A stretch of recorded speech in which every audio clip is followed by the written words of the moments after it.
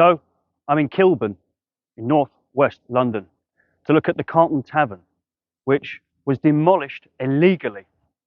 And it's only thanks to the locals that it was rebuilt, quote, brick by brick, as it was previously. Now, interestingly, this building was being surveyed to be listed, to become a grade 2 listed building, meaning that the owners know that they shouldn't be messing with it, which means that they was thinking financially, not culturally, about this location. They was thinking, right, if we demolish this quickly, we'll just receive the punishment, the slap on the wrist, pay the fine, and it'll work out for us in the long term. But, you know, it might help them financially, but culturally, this is horrific to the locals and Britain in general. This was the only building on this road to survive the bombing of the Blitz of World War II. And if it wasn't loved, then the locals would not have banded together and appealed to Westminster Council, who made the company rebuild it, as I said, quote, brick by brick. If you look at all the references, the quote brick by brick is used in most of the articles. Now you can actually see, somewhat from where you are, the line where the old building still exists. And it is fantastic, in my opinion, that it was built in the same fashion. But here's the catch. Now, when they rebuilt this, Westminster Council said they had to rebuild it identical, yes, but they didn't have to reopen it as a pub, which means any Tom, Dick or Harry can come along, if they own the land, smash a listed pub, say, oh, sorry about that.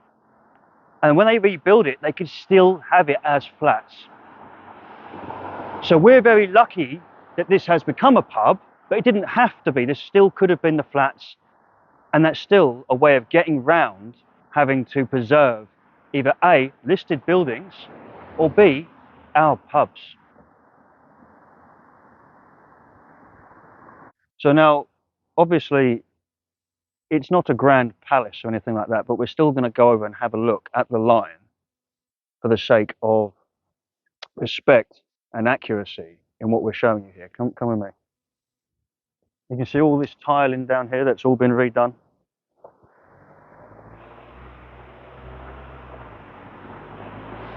But here you can see some of that sign is the original sign. Look.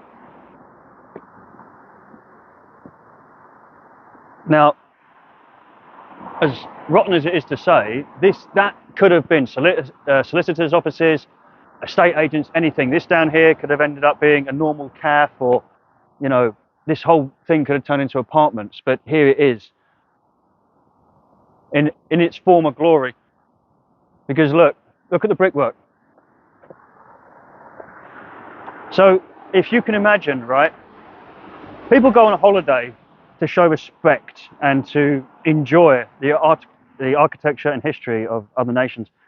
Can you imagine having such little respect that you see something like this and something like this, and you think, I won't preserve it or try and make money out of it as it is, or try and sort of capitalize off of the culture behind it, make a cultural facet that you can make money out of, or just smash it down and make something which looks like everything else, you know, like this, or like that, you know? Let's have a look round the side.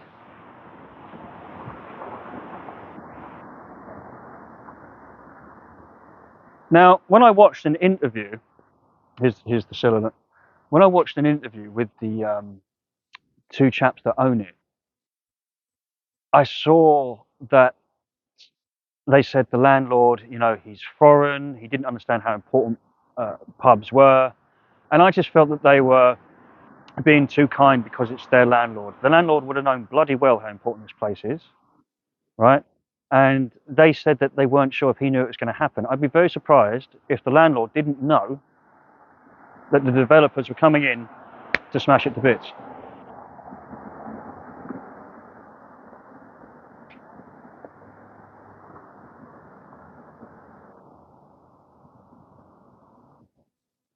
To the flagpole.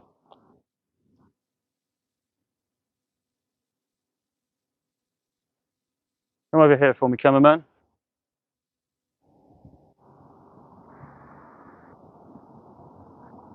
To sort of capture the back here for me.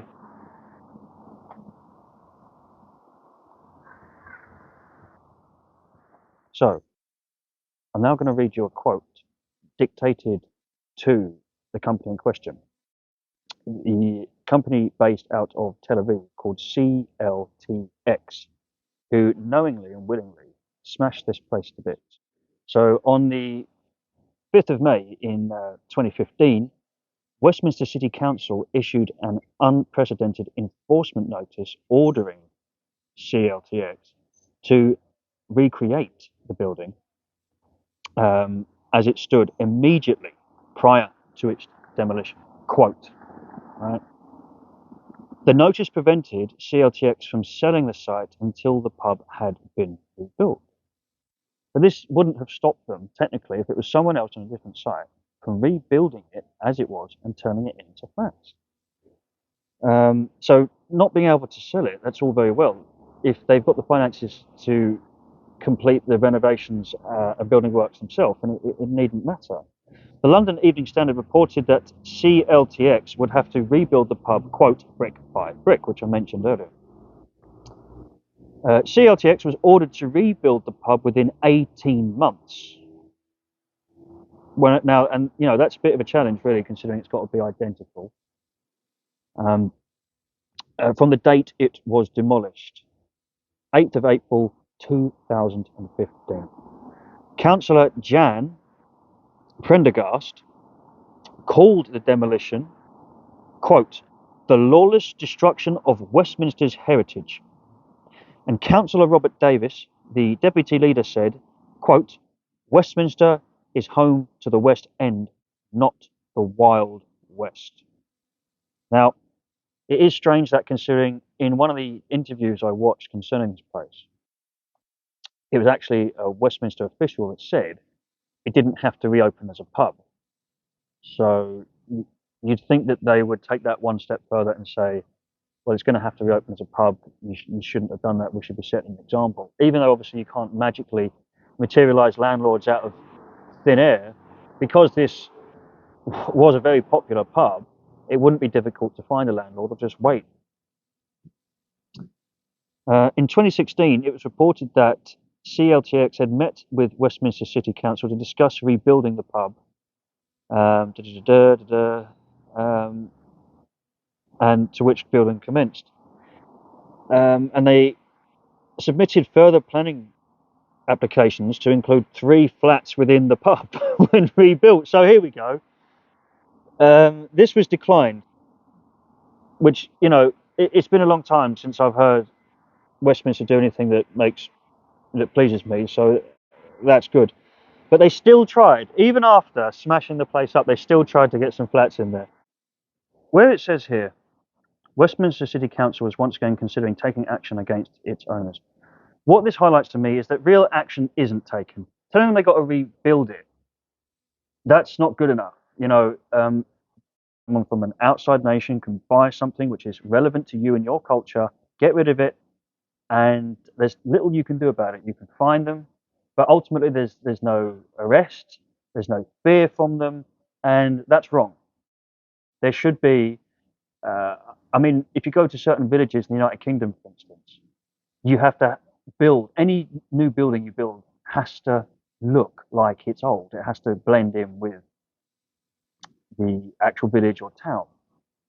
Whereas what people can do in cities very sneakily is to just get rid of something, and by the time anyone shows that they care, it's too late, it's gone. And the point I'm making here is that if you was to go and smash something up, or, you know, damage someone's property, you would expect to be punished. But just because something's your property doesn't mean, it's sort of an unspoken rule, isn't it? Yes, you own it, but if tomorrow I magically owned Trafalgar Square, I can't smash up and just put flats in it, because it actually belongs to London. It actually belongs to the people. And I think there's a huge difference between genuine ownership and being lucky enough to own things that you should be proud that you've had the opportunity to own. It doesn't mean you can smash it up and think, oh well, off it goes. Right, so this wonderful manager, the lady, has said that we can have a look around. Let's go and have a look at the floors, the walls, the ceiling. And let me remind you that the story goes that a small band of people got in here, some do-gooders, and took pictures to show what it was actually like, so that when the developers had to remake it, they couldn't just sort of make it up as they went along. They had to follow these specific details, which you'll see in the ceiling and what have you. Come with me. Immediately we walk into a beautiful room with old-fashioned furniture, with a wonderful ceiling. Right? And as I have to mention, not all of the materials are original. Obviously, much of it was smashed to bits, but much as they possibly could of the original building has been used, including obviously the brickwork. And if we look at this fantastic feature of furniture,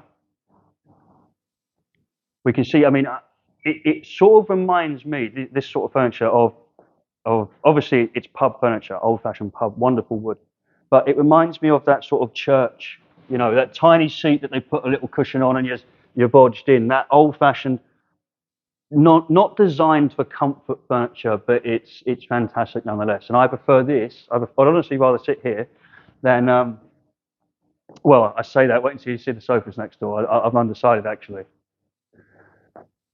Beautiful little bar. And this is obviously a function area here, because that side's the normal bar. But come over here for me, cameraman, just get this on. And this room here, I imagine, would be for parties and what have you. And is old-fashioned. Obviously, you've got the modern patios, you go outside, but this is all very old-fashioned and beautiful. As we walk in here, we get the preserved bar. And cameraman, I want you to sort of get all under here, because this is some of the original.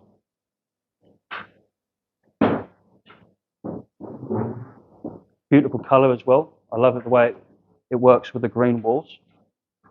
I love a dark setting in a pub. I'm one of those sort of people. If it's too bright, it's not a bit of me. Now, I have to point out, as I always do, because I'm a lover of chimneys, fireplaces, look at this beauty. Here, restored. And if we look up at the ceiling, we get an idea as to what they had to recreate from scratch. There was no getting away with just making that a flat ceiling and, you know, hoping for the best that someone wouldn't notice. There was plenty of images that people had taken that had a suspicion that this place was going to get taken down. So I've heard. Now, it wouldn't be right of me not to point out the comfort of this seat. Now, this thing is absolutely first class. I just sink straight into it. It's beautiful. I love these. Absolutely love these. I used to have that one, years ago, but it wasn't in bad nick as that. Let's try this one. Oh, yeah, this one's seen better days. Beautiful. It's called a captain's chair. Called the captain's chair. Suits me. Do you not think?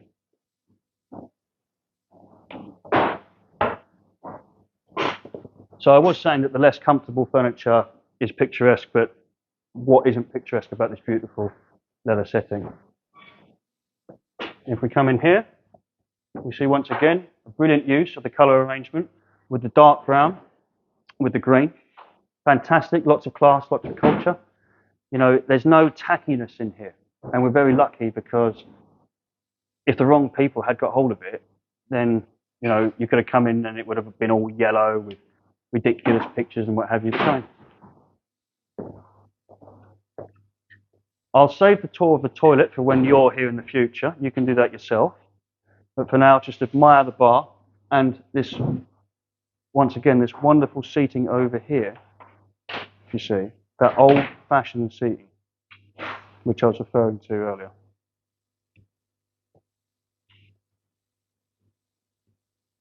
I really do prefer that to say if they went and bought a load of new, modern, cheap sofas for a false sense of comfort as opposed to class.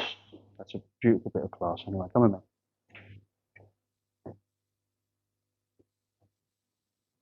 You better go out the back door. You can see we're bolt locked in here.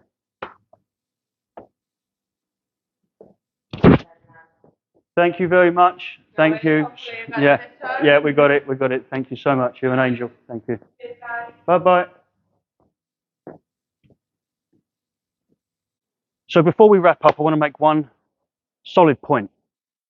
That this building is living evidence that without our efforts, everything will disappear. This pub is a vital property in proving that you and I, as members of the community, are the only thing protecting these buildings. There's no punishment waiting for those that get rid of them. Outside and inside sources of incredible wealth can demolish them with impunity, because a few pound note to them means absolutely nothing. So let this be a reminder to you and I just how important we are to the preservation, not just of our history, but our culture. Please think for yourself, and I'll see you soon. Take care.